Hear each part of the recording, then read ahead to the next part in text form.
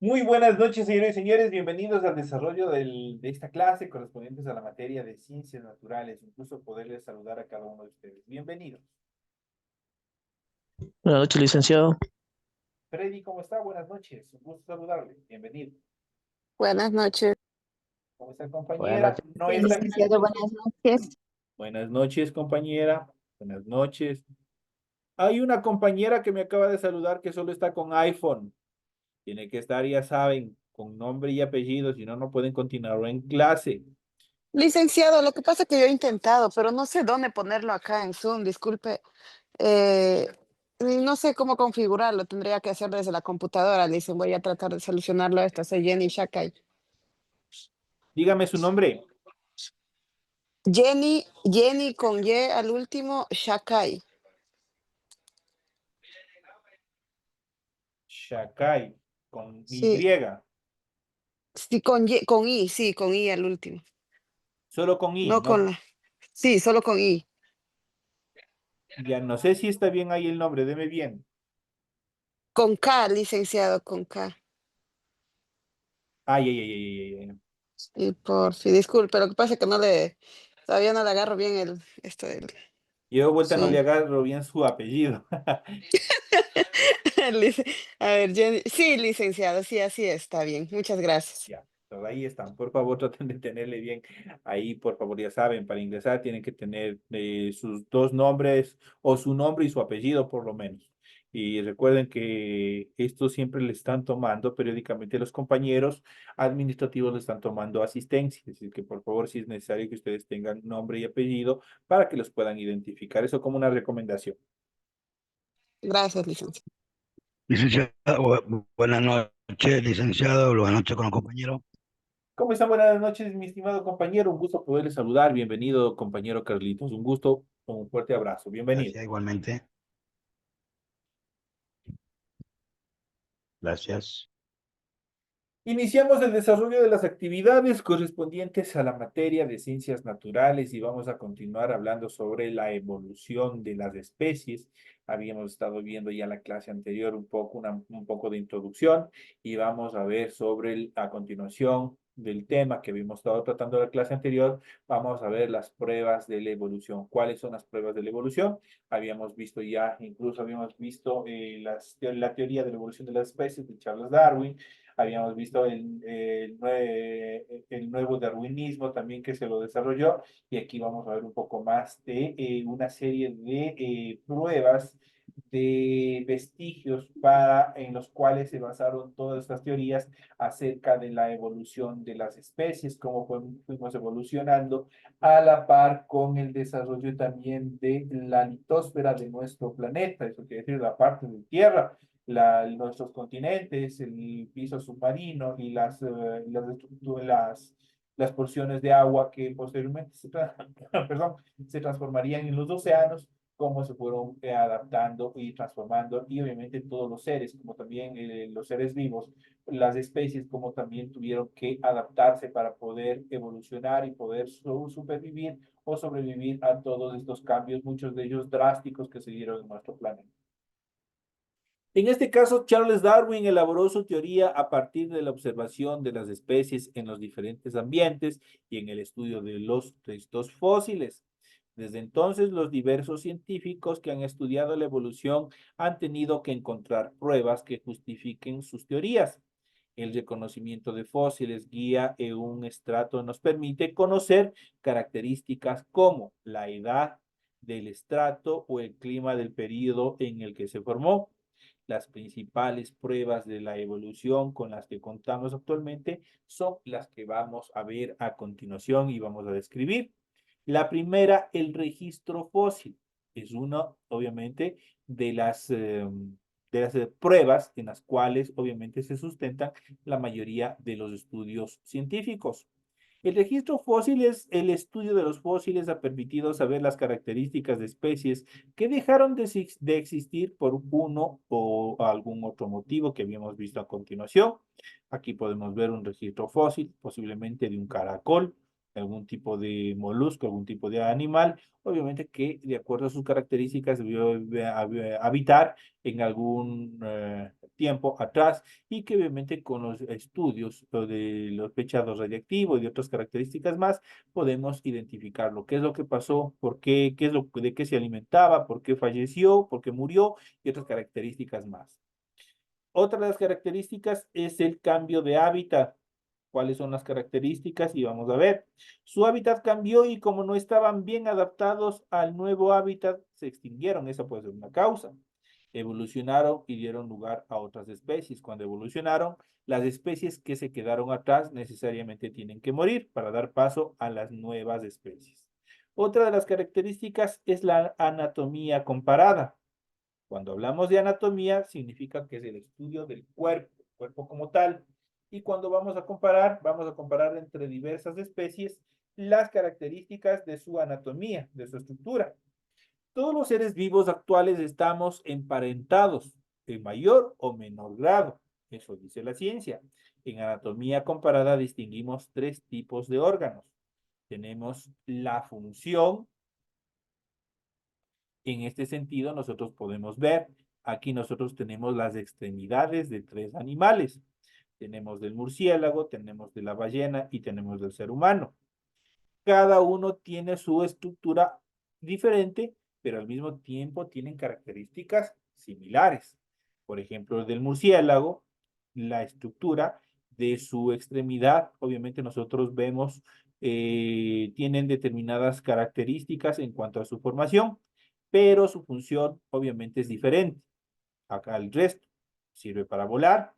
La ballena con su extremidad casi similar le sirve para nadar y en el ser humano esta extremidad nos sirve para caminar.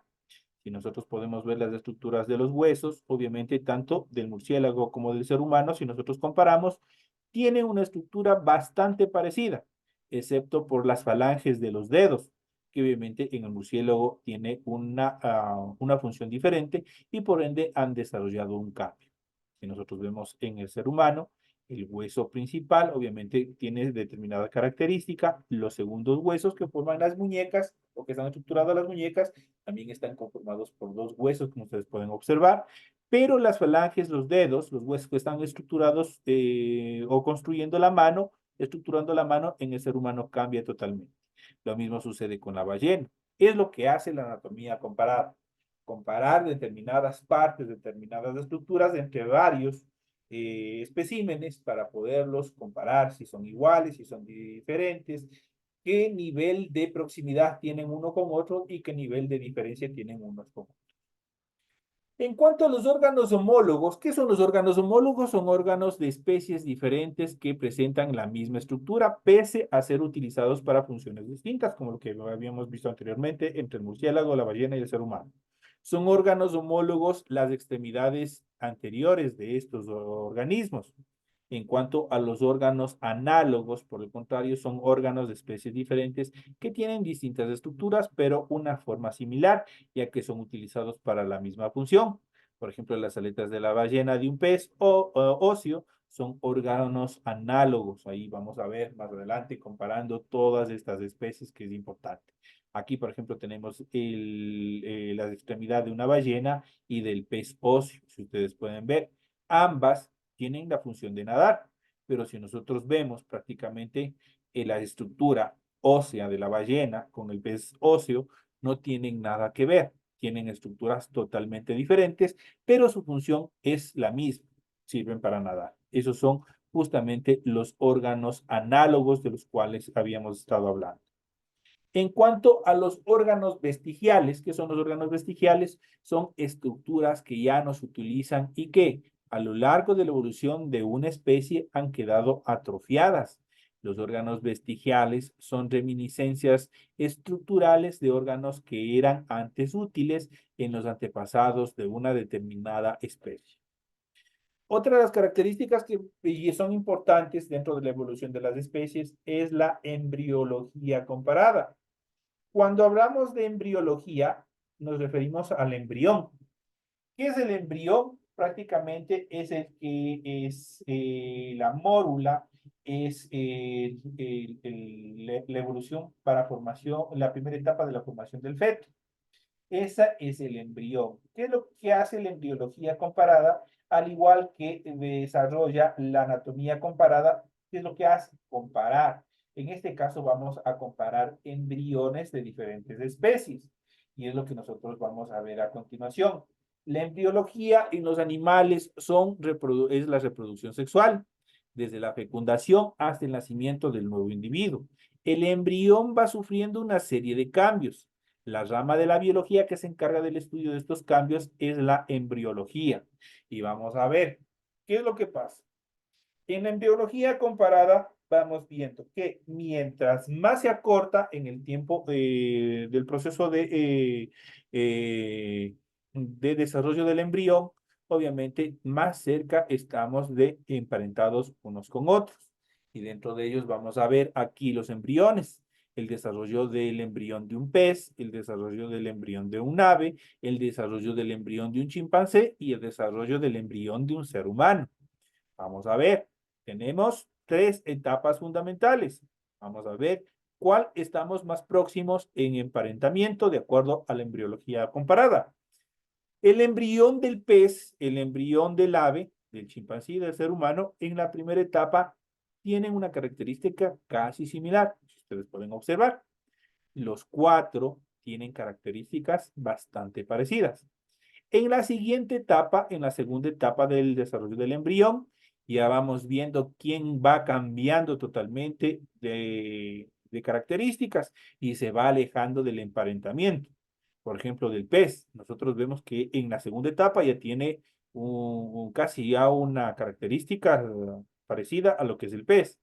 Del ave mantiene su estructura, del chimpancé igual y del ser humano igual. Ahí nosotros podemos ver las características. Solo del ave, obviamente, tiene una característica pequeña en diferencia, pero el chimpancé y el ser humano tienen características totalmente similares. En la tercera etapa, el embrión del pez, nosotros ya vemos la estructura casi similar. El ave, obviamente, ya va tomando su forma característica, se aleja totalmente de cualquier emparentamiento con los anteriores, y el chimpancé y el ser humano guardan estructuras similares.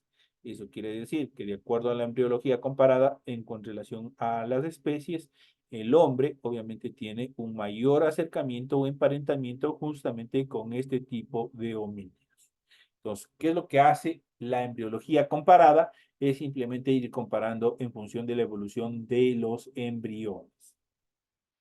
Si comparamos el desarrollo de los embriones de diferentes especies de vertebrados, observamos que en los primeros estadios, esto se llama cada uno de estos niveles, se denomina estadios, el primer estadio, el segundo estadio y el tercer estadio. Entonces, en los primeros estadios, los embriones son casi idénticos entre sí de los cuatro. Las diferencias se van acentuando según avanza el desarrollo del embrión. Cuanto más tarda en diferenciarse los embriones de dos especies, más próximas evolutivamente están estas dos especies. Eso quiere decir, acá estos dos individuos, tanto el hombre como el chimpancé, obviamente son quienes están más próximos en relación a la evolución. La comparación del ADN es otra de las características fundamentales. La información genética de todos los seres vivos está contenida ¿en dónde? Está contenida en el ADN, que es el ácido desoxirribonucleico. Todos ellos comparten el mismo código genético y solo se diferencian por el número y el tipo de genes. Estas diferencias son debidas a que las especies van acumulando mutaciones como resultado del proceso evolutivo. Por tanto, dos especies se diferencian entre sí por el número y el tipo de mutaciones que han ido acumulando en sus genes, especialmente en el ADN. Es por eso que nosotros, si bien cierto, tenemos, por ejemplo, las mismas características de mamá, las mismas características de papá, hemos heredado los ojos, hemos heredado el color del cabello, hemos heredado determinados caracteres. Nosotros al mismo tiempo, al ser bastante iguales a nuestros progenitores, somos al mismo tiempo desde el punto de la genética, somos totalmente diferentes. ¿Por qué? Porque nuestro organismo y nuestro ADN va evolucionando. Ya no se parece en nada al de nuestros padres. prácticamente nosotros somos un fenotipo totalmente diferente en función de la célula. Nuestros ADN son totalmente diferentes, han evolucionado, han cambiado justamente para seguirse adaptando a los cambios, obviamente que estos representan para la supervivencia. Entonces, por tanto, dos especies se diferencian entre sí por el número y el tipo de mutaciones que han ido acumulando. Esa es la característica fundamental desde las ciencias naturales y desde la comparación justamente del ADN de las especies. Aquí nosotros podemos ver en este gráfico, justamente podemos ver la comparación del ADN de las especies y también, obviamente, el análisis de las mutaciones que comparten. Y ahí podemos deducir que las especies más próximas se separaron como especie más tarde. Son las especies 2 y la especie 3, que nosotros los niveles de la especie 2 y la especie 3, como obviamente se diferencian mucho más a relación de las otras anteriores. En cuanto a las técnicas de ingeniería genética actuales permiten el análisis y secuenciación del ADN. Hoy la ciencia está bastante avanzada. El estudio de la célula permite analizar diferentes cambios que se van produciendo desde algo que ni siquiera nosotros sentimos, que es nuestra célula. Recordemos que nosotros estamos constituidos por las células y obviamente la unión de células son las que dan origen a nuestro organismo. Cuando se dispone de esta información, podemos comparar el material genético entre distintas especies. Así, dos especies evolutivamente cercanas presentan menos diferencias en sus respectivas secuencias. Esto en cuanto a la genética comparada también. En relación a la biogeografía, ya vamos a la parte externa, parte de la biología que estudia las distintas geografías de las diferentes especies, frecuentemente se han estudiado grupos de especies muy parecidas que viven en entornos cercanos, pero aislados entre sí. De su estudio deducimos que la diferencia entre estas especies son fruto de las sucesivas adaptaciones de los individuos o que los individuos han ido haciendo a los nuevos hábitats a partir de una única especie antecesora. Pero quiere decir que no solo desde la parte interna existe una evolución, sino también desde la parte externa, desde la biogeografía. La biogeografía prácticamente es el hábitat del entorno en el cual se desarrolla un individuo y que de acuerdo a esas características obviamente va cambiando, va evolucionando. Para ponerles una conceptualización, pese a que es un poco arcaico, porque no es una determinación científica, nosotros podemos ver, por ejemplo, dentro del ser humano, las características en cuanto a la evolución de las personas, de los niños en el campo, a relación de los niños de la ciudad. Los niños de las ciudades tienen diferentes actividades externas que influyen en su desarrollo, en su criterio, a diferencia que los niños del campo. Por lo tanto, los niños de la ciudad muchas veces son más desarrollados o tienen más conocimientos, tienen más desarrollo o apego a las técnicas, a la informática o al desarrollo tecnológico que muchas veces las personas que viven en el campo al carecer de determinados recursos. Entonces ahí nosotros vamos a ir viendo y vamos analizando que el entorno en el cual viven estas dos personas obviamente influye en el desarrollo también cognitivo que se da respecto a su desarrollo intelectual. Entonces lo mismo es lo que sucede con la biogeografía. La biogeografía, de acuerdo, pese a que existen dos individuos de la misma especie, obviamente su entorno es el que va a marcar los cambios que se vayan dando dentro de sí. En cuanto a la evolución humana, todos estos procesos han generado también un cambio en función de la evolución humana. El ser humano forma parte del grupo de los primates. Ojo, el ser humano forma parte del grupo de los primates, pero no es un primate.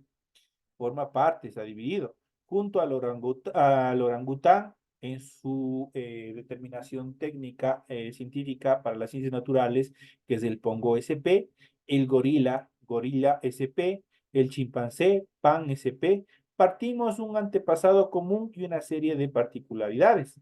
Por ejemplo, capacidad craneal elevada en comparación con su tamaño, visión de 3 dimensiones que otorga grandes ventajas frente a otros mamíferos que son en los que predomina el sentido del olfato. Dedos pulgares oponibles en las 4 extremidades. El ser humano ha perdido esta capacidad en los pulgares de los pies, pues no son necesarios para trepar árboles, sino para caminar. La tendencia al bipedismo solo es completo en el ser humano. El bipedismo significa, obviamente, erguirse en los 2 pies, poder caminar en las extremidades inferiores. Esto solo es completo en el ser humano. Obviamente, determinados primates sí lo pueden hacer, pero no prolongadamente. Solo el ser humano puede desarrollar o ha desarrollado esta tendencia. Estructura y comportamiento social complejo, periodo de cuidado de las crías muy prolongado y ausencia de la cola presente en otros tipos de primates. Son las características fundamentales en relación a la serie de particularidades de la evolución del ser humano. La única especie que actualmente existe en el género Homo es el Homo sapiens. ¿Qué es el Homo sapiens? Hombre pensador, es la traducción de Homo sapiens, a la que ha llegado después de un proceso evolutivo. En la actualidad consideramos relacionadas evolutivamente con el Homo sapiens las siguientes especies. Tenemos el Australopithecus afaris, el Homo habilis, el Homo erectus, el Homo antecesor y el Homo neanderthalis. Esas son las etapas anteriores, obviamente, al Homo sapiens. Esas son las características en cuanto a esta determinación. Y aquí podemos ver un poco en cuanto a la evolución, la especie y las características generales. Por ejemplo, tenemos del Australopithecus, la antigüedad es de 4 a 2.5 millones de años atrás. En relación a sus características, la capacidad craneal es de apenas 450 centímetros cúbicos, la cara es grande en comparación con el cráneo y proyectada hacia adelante. El Homo habilis, la antigüedad es de 2.5 a 1.6 millones de años atrás. Su capacidad craneal es un poquito más grande, pues tiene 645 centímetros cúbicos. La cara es más pequeña respecto al cráneo y menos proyectada hacia adelante. El Homo erectus, su antigüedad es de 1.8 millones de años atrás, eso quiere decir 300.000 años. Su capacidad craneal ya es mucho más grande, es de 1.000 centímetros cúbicos, su cara proyectada hacia adelante y con prominentes arcos sobre los ojos. Es la característica fundamental. Tenemos el Homo antecesor, su antigüedad es de 1 millón a 500.000 años, su capacidad craneal es de 1.000 centímetros cúbicos, la cara es similar al Homo erectus, pero con mandíbulas más prominentes, es las características. Tenemos el Homo neanderthalis. Su antigüedad es de 250.000 a 300.000 años. La capacidad craneal es de 1.550 centímetros cúbicos, pero la corteza cerebral está menos desarrollada. La cara es vertical con arcos sobre los ojos de menor grosor, y acá sí se parece a nosotros. Y por último tenemos el Homo sapiens, que somos nosotros. La capacidad craneal es de 1.400 centímetros cúbicos, la cara es vertical con arcos sobre los ojos muy delgados. La hominización, obviamente, destacan la adquisición del bipedismo, ya sabemos qué es el bipedismo, el aumento de la capacidad craneal y el desarrollo de la cultura. El bipedismo es la adquisición de la postura erguida sobre las extremidades posteriores. Eso nosotros podemos ver y podemos analizar en cuanto al desarrollo mismo del ser humano, cómo se ha ido desarrollando. Esas son las características más prominentes en el desarrollo del ser humano, que también nosotros iremos viendo y iremos ampliando este tema que es importante, saber de dónde provenimos. Pero es un error totalmente graso y eso la ciencia ya lo ha determinado, que nosotros seamos evolutivos o nuestro antecesor sea el mono. No, no, no, no. Como lo habíamos dicho anteriormente, nosotros pertenecemos a un grupo de los primates. Por tanto, el hombre como especie obviamente tiene determinadas características con el orangután, con el gorila, con el chimpancé, pero no son descendientes de estos animales, sino que nosotros debimos tener nuestra propia especie, del cual fuimos evolucionando paulatinamente. Que nos parecemos en determinadas circunstancias, sí, pero nosotros no descendemos. Nosotros fuimos evolucionando por A o B circunstancias las otras especies del grupo no pudieron desarrollarse y por eso están en una escala inferior. Esa es la característica fundamental. En la última etapa de nuestra clase vamos a ver el fechado radioactivo que habíamos analizado y habíamos topado en temas anteriores y vamos a ver qué es el fechado radioactivo y cuál es la función primordial que tiene en relación a poder estudiar y determinar la edad de determinadas especies que dejaron de existir y también de la antigüedad de las rocas de nuestra biogeografía. El fechado radioactivo es un método para deducir la edad de algunos objetos mediante la radioactividad, puesto que la vida media de cualquier núclido, ¿qué es el núclido? Es el conjunto de todas aquellas posibles especies nucleares en un elemento químico. En particular, es constante. La vida media puede servir como un reloj molecular para determinar la edad de diferentes objetos. En ciertos casos, la edad de un material se puede determinar basándose en la velocidad de desintegración de un isótopo radioactivo. Por ejemplo, el carbono 14 se usa para determinar la edad de materiales orgánicos. El isótopo de carbono 14 tiene un periodo de desintegración de 5.730 años, lo que lo hace muy adecuado para fechar objetos de hasta 25.000 años de antigüedad. El carbono 14 está presente en la atmósfera como consecuencia de las reacciones nucleares producidas por los rayos cósmicos. Este isótopo de carbono, al igual que el isótopo de carbono 12, se combina con el oxígeno y forma el CO2. Los seres vivos intercambian continuamente el CO2 con la atmósfera, de forma que, mientras estamos vivos, mantienen constante la proporción del carbono 14 y el carbono 12, y su composición isotópica es la misma de la que la atmósfera que nos rodea.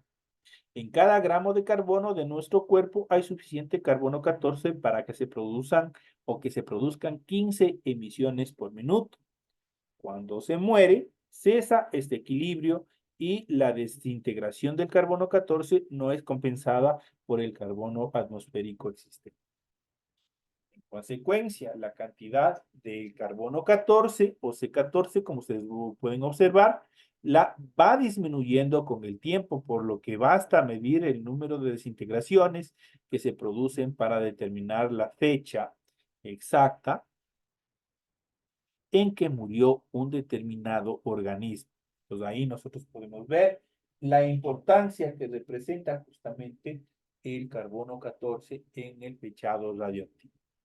Y aquí en esta imagen, en este gráfico, nosotros podemos ver el carbono 14, donde está presente, cuáles son las características para determinar los animales incorporados por gestión del carbono de las plantas, por ejemplo, qué es lo que pasó con determinados animales, cómo podemos determinar la fecha en la cual dejaron de existir. Y obviamente esto nos ha permitido establecer las diferentes eras en las cuales se ha conformado las distintas espacios o los distintos espacios de tiempo de la existencia de determinados seres.